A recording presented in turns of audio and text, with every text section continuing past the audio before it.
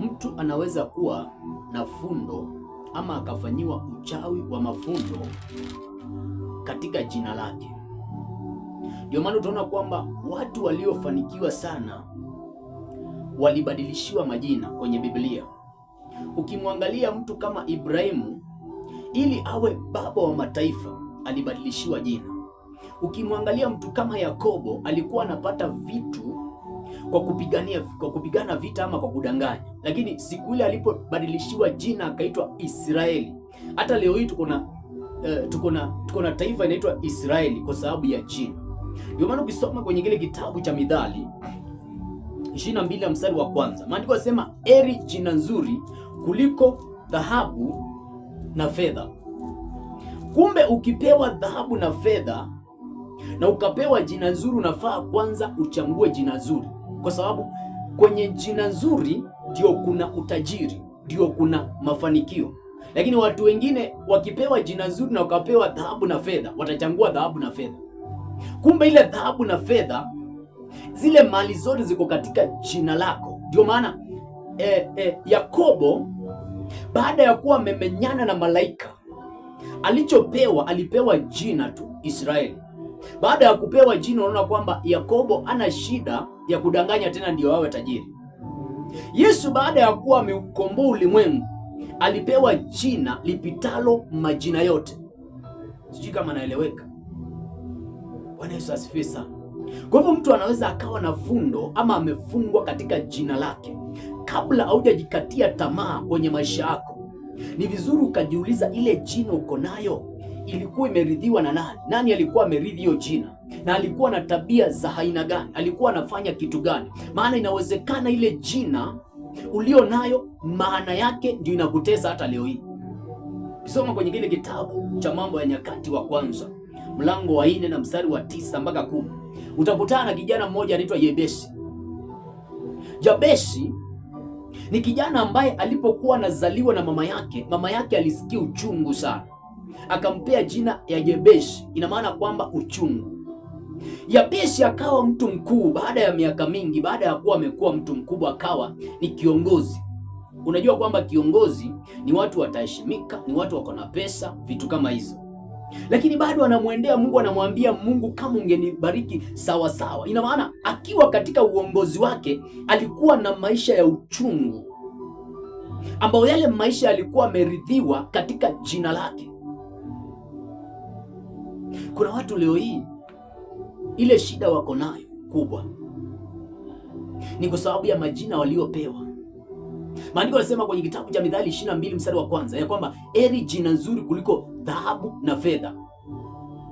Kwa hivyo fundo linaweza likawekwa katika jina lako, ama unaweza ukafanyiwa uchawi wa mafundo wakati ule ulipokuwa unapewa jina, ulipokuwa unazaliwa, ukawa unapitia kwenye mateso. Kumbe shida tu ni jina.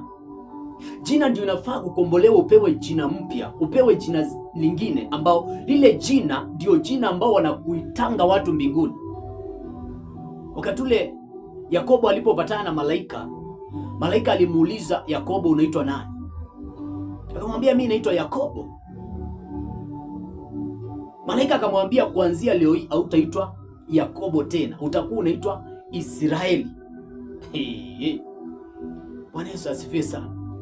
Akamwambia, kuanzia leo hii mimi nimegungu mbinguni, nikaona kwamba wewe ulistahili kuitwa Israeli, lakini baba yako kwa sababu hakuwa anakupenda, mamako ndiye alikuwa anakupenda, babaka akakupea jina la mwizi. Ndio maana unapata vitu kwa kuiba. Yakobo akaambiwa, kuanzia leo hii utaitwa Yakobo, utaitwa Israeli na sio Yakobo tena. Lakini pia uchawi wa mafundo unaweza ukafanywa katika ndoa ya mtu ama marriage. Au ni wale watu ambao wanaweza kudate msichana, ama wale vijana ambao, ama wale mabinti ambao wanaweza kuingia kwenye mahusiano, lakini siku ile ambapo watatamka kwamba nataka tuoane ama tunataka tuoane, unashangaa kwamba mtu mmoja kati yao anakufa ama wanaachana. Ama ni wale watu ambao wakiingia kwenye ndoa, wanaingia kwenye ndoa za watu wawili ambao sio Mungu ameunganisha, ama sio wale watu ambao Mungu alikuwa anataka wawe pamoja. ukisoma kwenye kitabu cha Marko mlango wa 10 na mstari wa 9 nadhani pale, maandiko yanasema ya kwamba alichounganisha Bwana mwanadamu asitenganishi. Kama kuna alichounganisha Bwana, ina maana kwamba kuna watu wengine ambao shetani ndiye anawaunganishanga. Sasa shetani akiwa amewaunganisha, nia yake inakuanga ni kuiba, kuharibu na kuua. Na hapo ndio sasa atakuweka uchawi wa mafundo, anafunga ndoa yako, maana amekuunganisha na mtu ambaye sio yeye, sio sahihi kwenye maisha yako. Kwa hivyo utakuwa na fundo kwenye ndoa yako. Hao ni wale watu ambao unashangaa kwamba huyu mtu anaingia kwenye ndoa, na akiingia kwenye ndoa maisha yake yanaanza kuharibika. Alikuwa na biashara nzuri, alikuwa na kazi nzuri, maisha yake yalikuwa ya furaha, yalikuwa ya upendo, lakini siku ile tu uliingia kwenye ndoa, unashangaa kwamba ndio siku ambayo hauna amani tena, biashara zako zinasabaratika. Ina maana kwamba hii ndoa umeingia ni sehemu ya adui yako. Ni vizuri ukajifundisha kuangalia adui yako, hata kama ni sehemu ya maisha yako. Hiyo ndoa ambayo umeingia, hata kama ulioa kwa harusi takatifu, inawezekana ikawa ndio kifungo ambacho uliingizwa ndani yake ili kwamba uteseke kwenye maisha yako yote. Bwana Yesu asifiwe sana. Ninaongelea kuhusiana na uchawi wa mafundo. Maana uchawi wa mafundo unaweza ukafunga ndoa yako, ikawa mambo mengine yako yako sawa, lakini kwenye ndoa hapo ndio kuna shida. Lakini pia uchawi wa mafundo, ama mtu anaweza kuwa na fundo kwenye mikono yake. Kuna maandiko yanasema ya kwamba Mungu atabariki kazi ya mikono yako.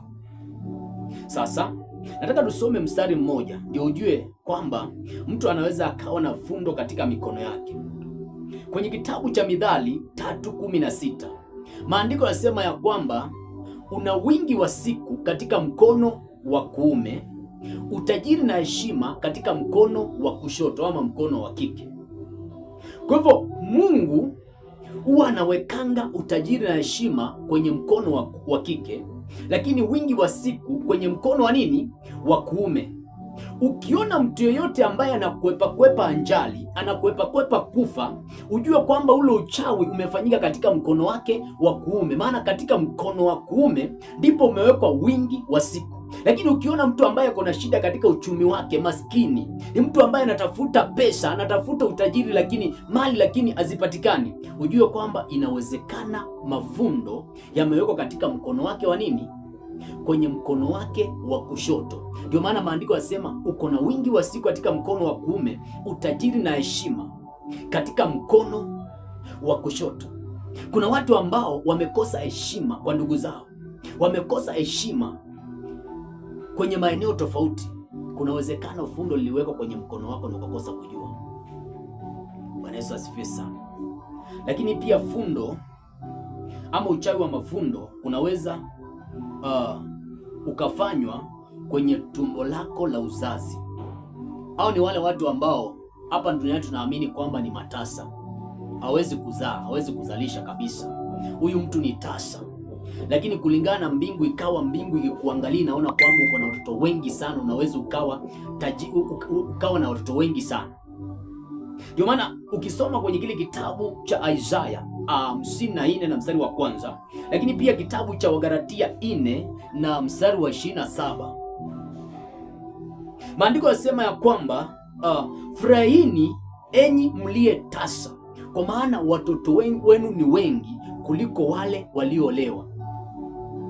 Huyu mtu anaambiwa afurahie kwa sababu pamoja na kuwa watu wanamuita kwamba ni tasa, lakini mbingu inamuona kwamba kuna watoto wengi sana.